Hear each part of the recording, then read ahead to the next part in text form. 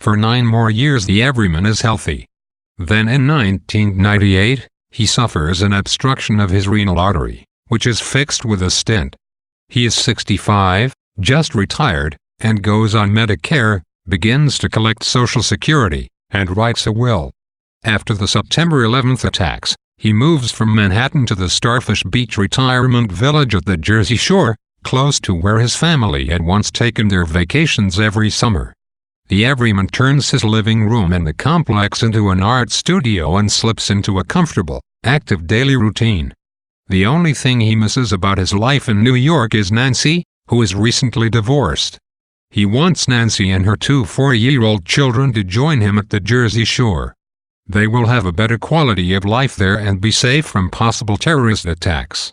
A year after the renal stent, the Everyman has another operation, this time for an obstruction in his left carotid artery. The operation is not as serious as the others the Everyman has been through, though he does not have as much moral support at this time. Nancy is busy with work and looking after her children. The Everyman does not want to disrupt Howie's busy life either. The operation will allow him to be out of the hospital the next morning, and his surgeon assures him he will recover quickly.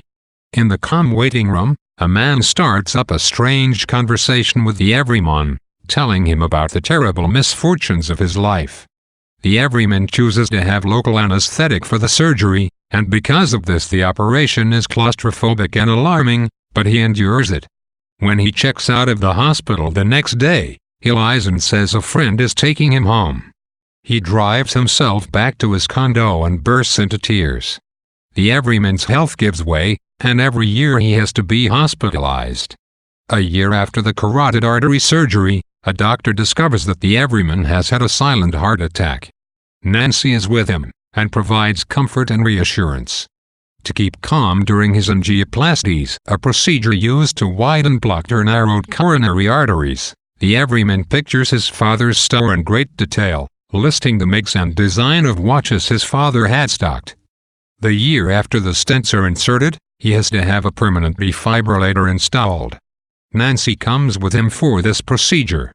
When the Everyman shows her the bulge created by the defibrillator, Nancy is horrified, but the Everyman remains calm. The Everyman thinks back to Nancy's time as a track star when she is 13. He gives up swimming so he and Nancy can run together. During a meet, Nancy is severely injured. While in recovery, she hits puberty and is no longer able to run as fast as she had before. Her championship dreams are over. Following this, Nancy's parents go through a divorce.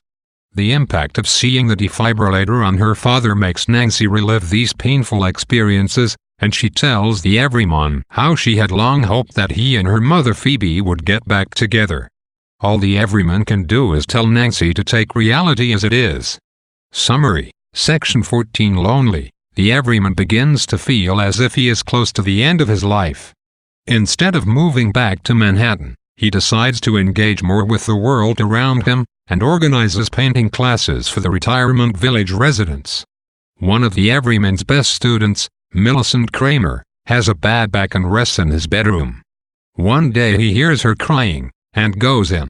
Millicent's recently deceased husband Gerald Kramer was an opinionated, outgoing former newspaper publisher. When he was stricken with brain cancer, the difference in his circumstances damaged his sense of self. Since her husband's death and with the onset of recurrent back pain, Millicent's quality of life has diminished. Millicent feels ashamed at her helplessness and tears, and is embarrassed by who she is as an ill person. The Everyman understands this point of view and tries to comfort her. 10 days later, Millicent kills herself with an overdose of sleeping pills. The Everyman announces that due to a change of plans he will not be able to run his popular painting courses until the next fall. One of the Everyman's strongest fears is succumbing too soon to death. While he is stoic about the suffering he undergoes through continual surgeries and the indignities of old age, he worries about dying in a hypothetical terrorist attack.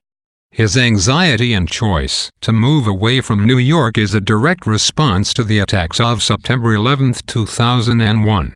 This worry is a reflection of the Everyman's averageness. It is likely that in the aftermath of the destruction of the World Trade Center towers, Fear of another terrorist attack went through the heads of many people living in New York City. The Everyman moves to the Jersey Shore, which he used to visit during childhood vacations. This move marks a retreat from the harsh unknowable realities of life towards a place of safety, that is, the known world of the past and of childhood. Once in his new retirement community, the Everyman establishes a routine designed to maximize both his mental well-being and his health, in order to further secure himself in the world of the living. Despite his efforts, life continues to prove unpredictable, isolating, and marred by suffering and death.